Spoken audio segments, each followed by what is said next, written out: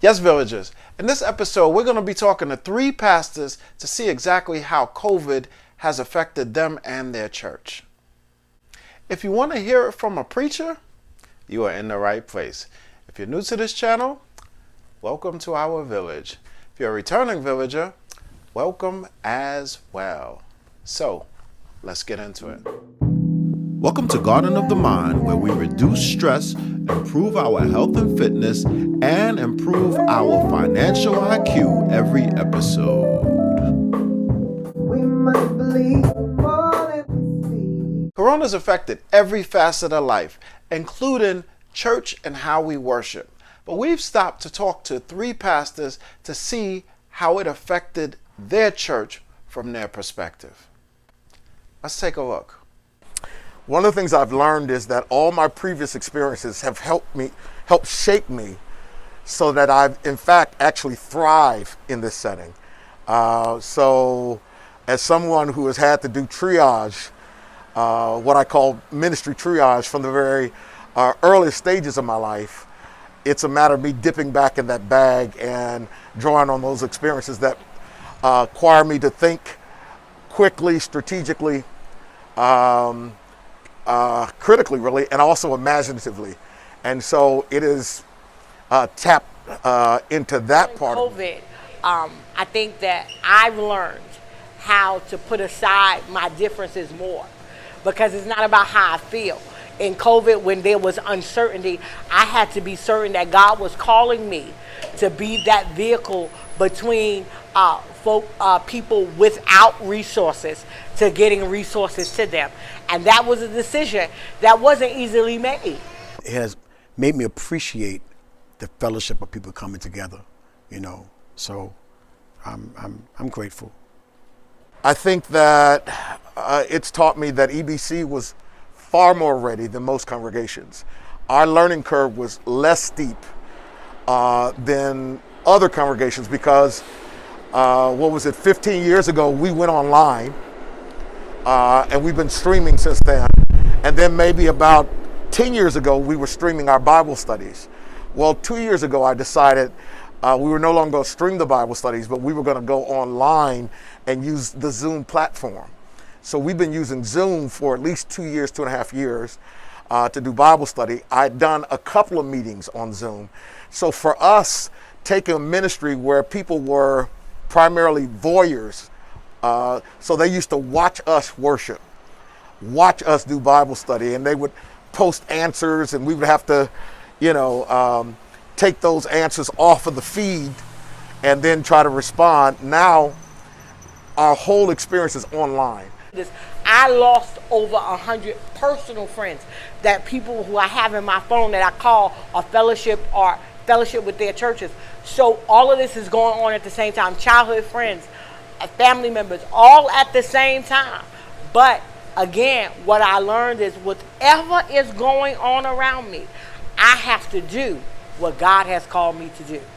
I'm really hoping and believing God for the people to realize even more who God is, and to get closer to Him in terms of praying. A lot of times it takes things to happen for people to really to pray more. One of the things that the congregation has learned, is continue to learn, is to value all the more connectivity. And in particular, in-person connectivity. And what we're doing now is kind of a substitute, particularly for those of us who have grown up in the church. It's a substitute for in-person connectivity. For Generation Y and Z, it's not necessarily a substitute. It's their first encounter with the church to be online. It impacted us, as many others, by not being able to congregate on a regular basis. But we have stayed in contact before this. We have, a group text, so we thank God for technology. We do that daily. We have met in the parks because of healthy spacing, which others call social distancing, but we call it healthy spacing. We stay in tune. We do the Zoom by service. We on the WhatsApp app. We on everything to make sure that we stay connected. Those of us who have churches, large or small, you know what I mean, used to having fellowship with those people. And for the time that we could not come, you know, again, I was here by myself, you know, with the musicians trying to, you know, still feed the flock, still uplift the flock, you know what I mean? I think it's a thing, again, that we've learned to draw closer to God and appreciate one another in whatever capacity, you know, in terms of church, you know, whatever denomination, you know, you just miss that fellowship. In the future, we really are going to have to do a better job, all churches, at connecting with younger audiences while holding on to the veteran audiences. Otherwise, it's a wrap. That God is a keeper. God is a provider. He is our Jehovah Jireh. He will provide. He has provided. I think that most of us went into this year claiming that 2020, I mean, everybody had a slogan. I'm going to see, my vision will be keen, my vision will be clear in 2020. We still believe that in 2020 is our year of greater. Some of our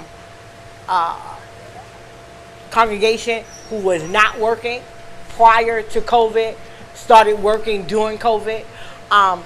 We have not lost a member to COVID. We've had family members and so forth to have been diagnosed and have recovered. We've had some who have diagnosed and have transitioned. But through it all, God has kept our mind. We've had so much to go as a congregation to go through during COVID, but we've remained together. We've remained vigilant and present. And so we give God all the praise. We've never experienced the magnitude of death, if I may say.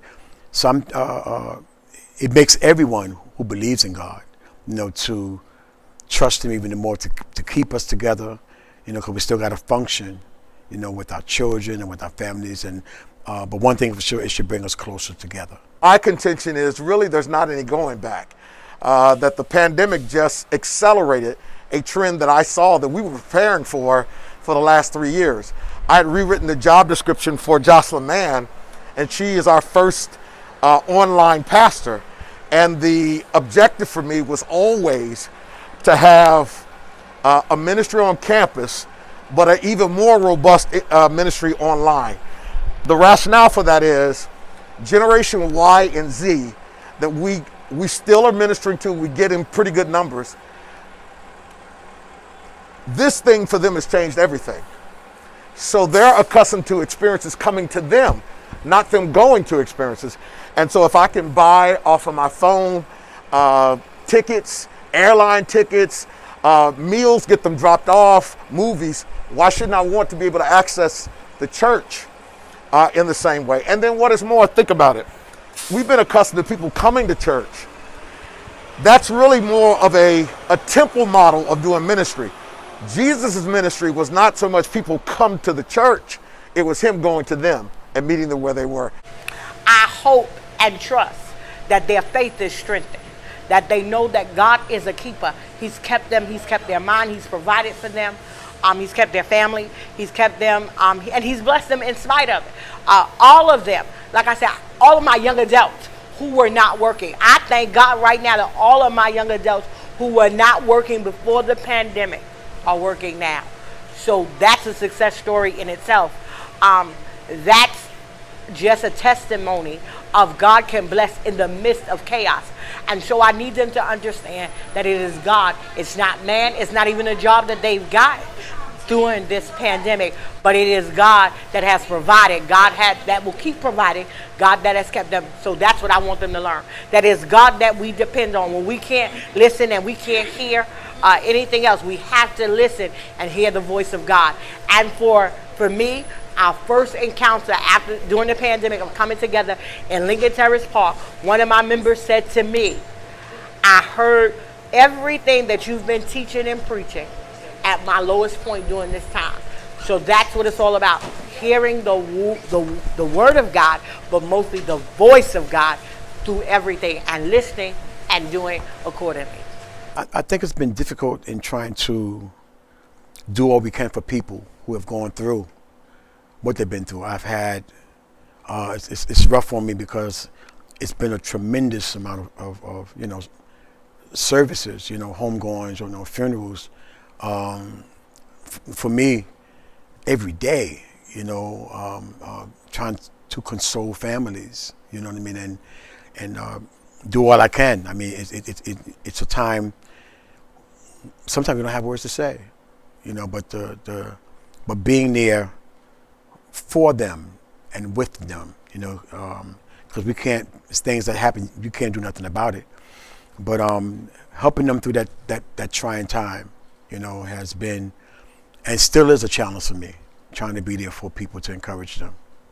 We have continued to meet our financial obligations thanks to the generous giving of the members, and as a consequence, we still give away 10% of what we take in through a mechanism called the Mission and Benevolence Fund. It's it's really kind of our philanthropic arm that we use to fund ministries like God's Love Delivers, like the New York City Missionary Bowery work we do in South Africa and Haiti and in Nigeria, as well as work we do elsewhere around the country. So I'm thankful that the members have been generous in their giving, faithful in their giving, and I've not had to prevail upon them. We are the vehicle in the community without funding, all volunteer, that we've always given clothes, we've always fed. Even in our worship experience, we leave food and snacks and beverages in the back of the church. And not because we don't want the people to come, but if they are hungry, we don't want to put the stigma that you have to sit through service in order to be fed. Get your food, go ahead, because eventually you'll want to come in the service. And we've had them come into the service. We've had them come in and be a part of the worship, be a part of the church. I have relationships with them outside of the building. I've seen some people when we started here at this location that were crack addicted. They were alcoholics. One of the successful stories is a young lady that I speak to on Facebook every day, who told me 3 years ago, when I get ready, I'm going to get myself together. I thank God today that she celebrates over a year sobriety. She's got a job. She came down here 2 weeks ago to get her birth certificate because she's not in the state. She came, she did well, she went back, she's working every day, and so to God be the glory for those success stories. If one can be saved, if one just has that transformation in life, then it's all worth it. It's been wonderful. Of course you have your challenges, but I guess when you're called to do it, you know what I mean, you face the challenges, and it's been a wonderful journey. Well, there you have it. Did you think that COVID affected the church in the way that the pastors mentioned? If you have another perspective or something that we haven't considered, please put that in the comments. So the village will be oh so happy to hear it, and so will I. And we can all benefit from that collective wisdom. If you like this video, please give it the thumbs up. If you like this channel, please subscribe. If you want to know when I post, which is Monday, Wednesday, and Friday, please click on that notification bell so you'll be the first one to know that a new video has been created. And remember, thoughts are actions, words have power, and actions have consequences. I'll see you for our Monday portion. I'll see you then.